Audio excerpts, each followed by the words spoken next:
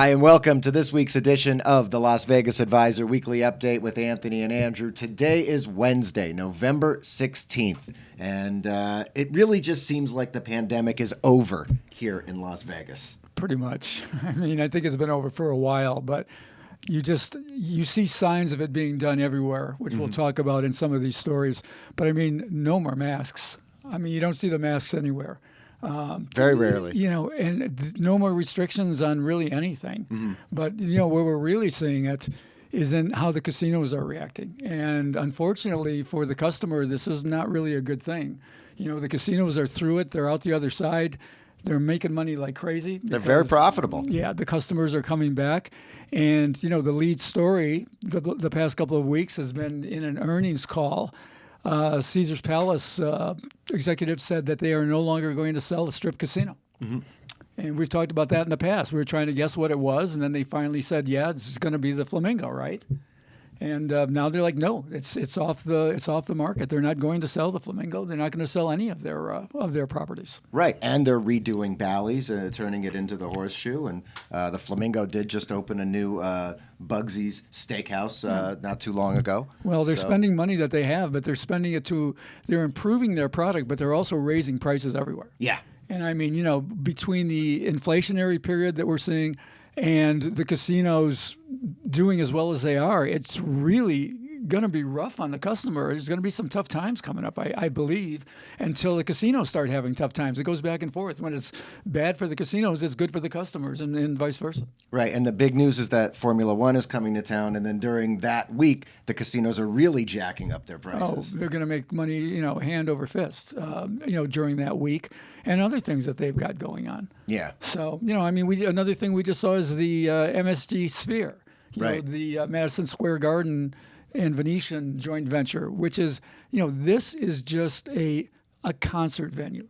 You know, granted, the most sophisticated concert arena in the entire world, they say. But the price tag has gone up again on that now. It's now $2.18 billion. Wow. We're not talking about a mega resort. We're not talking about a casino. We're talking about a concert venue. It's an amphitheater, yeah. $2.18 billion. Yeah. This is a 17,500 seat arena that costs over $2 billion. Yeah, well, no, and people say, how many more arenas can Vegas handle? I mean, we don't know, but they just keep building them. Yeah, you know, I don't know. And now they're talking about a baseball stadium somewhere. Right. So, you know, the casinos are flush, and they're building to try to make more money. But again, it's not necessarily great for the customer. Yeah, and we don't even have a baseball team. Yeah, that's true. But somebody knows something, and maybe we will. Well, now also speaking of Formula One, Bellagio announced that they're going to be building a giant grandstand.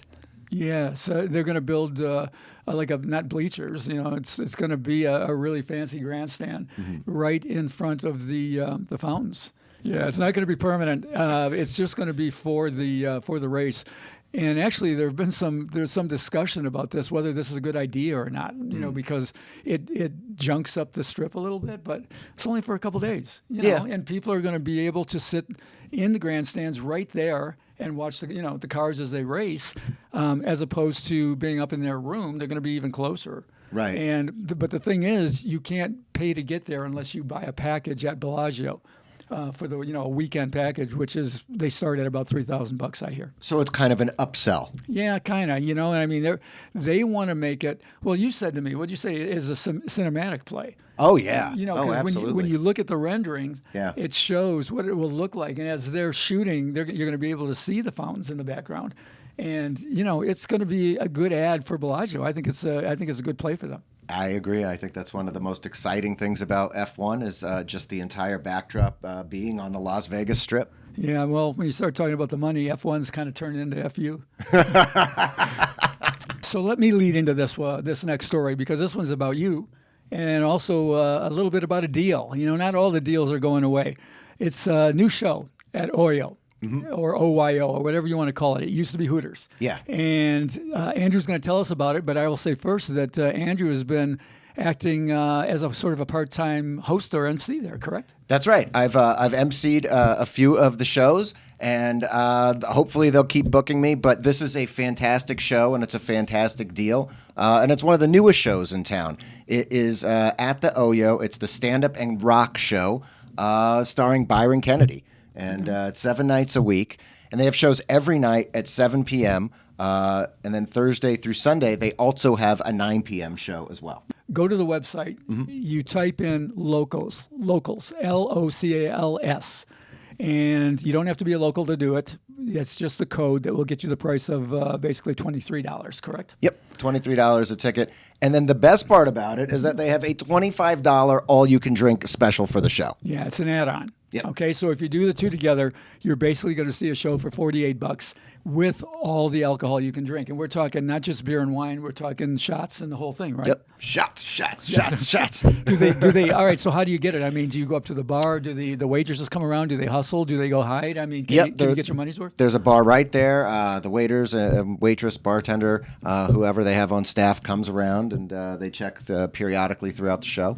But you can always just get up and walk to the bar and go get your all-you-can-drink special. All right, well, this is one I'm going to try. And I mean, obviously I want to see you perform, but I also want to check out the deal. And when we do that, we'll talk more about it. But stand up and rock every night at Oyo. $23 and plus $25 if you want all the booze you can drink. Pretty good. It's an all-you-can-drink special, guys. I like it. Also, one thing to note about the show is that there's revolving headliners. And this week, you got Jack Jr., who you know him from Netflix, you know him from Amazon Prime. Really, really funny headliner. And that's this week at the Oyo. So about 2 weeks ago, the Astros won the World Series, and Mattress Mack laid the biggest bet of all time, $72 million. He won a little over $72 million. And, you know, a lot of the comments after the last video was, why didn't you say anything about it? Because we always talk about Mac, right? Okay, yeah, we do. Now, why didn't you say anything about it? Well, mostly because I was out there everywhere. You know, everybody knew. It wasn't really news. We've talked about it before. But because so many people asked, you know, I do want to talk about it a little bit right now. You know, I've made this point many times that win or lose, he's doing this as a financial maneuver to hedge his furniture sales. And win or lose, he's going to make pretty much the same amount of money. But nobody seems to understand that. They really don't get it. And I saw one article that said, Mattress Mack wins big, kind of. And here's what they said. Okay, he won 73,000. Well, everybody says 75 million is the number they're quoting. So he won 75 million, but he gave back 70 million in furniture. So mostly he broke even. That's all he did. He broke even. Well, it's not even close to true. Okay. Because, you know, they're not thinking about the margin in furniture. You know, he gives back 75 or 70 million in retail sales, but he doesn't pay 75 million for furniture. Okay. And people have to understand that this guy, you know, they keep calling him a degenerate, this and that kind of degenerate gambling at this amount. No, what he's doing is what any prudent businessman would do. He's taking insurance in a different way. And it's brilliant. You know, it's fabulous what he's doing. And all these trolls out there want to talk about what a goofball he is. Yeah. And the goofballs are the people who don't get it. But so you're saying he's making these big bets, but he's also offsetting his losses and he's making his money. And then the people that buy the furniture actually get reimbursed. Well, we've got a video that we're putting up right now. Well, okay. Let's watch it for about 20 seconds, and then we're going to link to it. Okay, so there he is. That's just 10 million of it, right? He's wheelbarrowing the money in to do what? To give back to his customers. I mean, it's a business move. Yeah. I mean, not only are his customers getting their money back, so they got their furniture for free, but where else are you going to shop?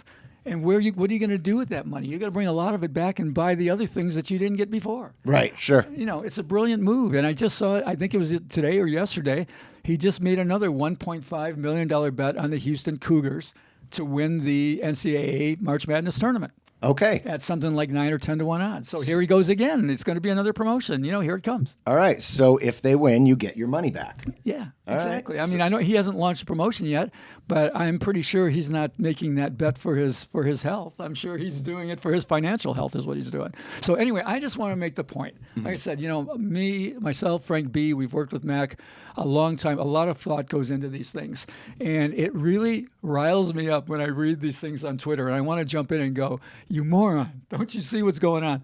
But this kind of shut everybody up. I was pretty happy to see it happen. All right. Well, I was pretty happy to see it happen too. Congrats, Mac. And you've been asking for it, Anthony. What's going on with the NFL Survivor update? Survivor 86 left. 86 left. 86 left. Okay. Almost 30 got bounced last week. Okay. The Eagles, who are undefeated, and lost. They were something like 11-point favorites over Washington. They lost outright. That knocked out 10 people. We're down to 86. That means, remember, we talk about the expected value of a ticket. If you're one of those 86, that $1,000 contest entry fee is now worth $71,314 mathematically. Wow. There you go. Kind of cool. Okay. We'll let you know. We'll let you know what happens next week. All right. You heard it here. And in this week's Jackpot of the Week, we are switching it up to Keno, baby. And Anthony always says, don't play Keno because it's the worst odds. Some of the worst odds you're going to find in the casino. We're going to talk about that. We're going to talk about that in a minute. But people like Keno. I like Keno. And Perry M. writes us, I was playing Caveman Keno at a Las Vegas bar, and I hit a 6 spot with all 3 eggs, which turned into multipliers. Result, my 50-cent bet paid $4,000. I played a fair amount of Keno this year, and I was definitely down, but not anymore. Well, that's wild. That's why people play Keno. Yeah. Right? They play Keno for that gigantic hit. Mm-hmm. And, it comes once in a while. And that's why they do it. I mean, you're a Keno player. I like Keno. I like my numbers. And, I actually hit a 6 spot at the Oyo last night. So, all right. So there's yours. That's all right, very there's cool. yours. Yeah. That's, so here's mine. 1 in 7,753 shots. To hit a 6 spot. But Perry here hit it with on Caveman, which gives him the bonuses. And he turned that into a big 50 cents into a big $4,000 payday. Now, here's the thing about Keno. The edge typically in a regular Keno game is about 30%. Mm-hmm. That's just that's an edge you cannot overcome. Right. But that's with live Keno. When you're playing video Keno, the edge drops way down to around typically between 9 and 12%. Mm-hmm. But it's the speed. The speed kills you. You're playing way more than 3 times as fast as you do on a live game. You're probably playing 10 times as fast. Mm-hmm. So what it does is it just vacuums you out. And you get these big hits once in a while, but as you're playing, you're losing. And I knew a bartender in town told me, he said he came to town first year, won $32,000 playing Keno. Wow. And 1 year later, he'd lost the entire $32,000 plus another 25 to 30. Chasing. Yeah, exactly. So you've got to be careful about Keno.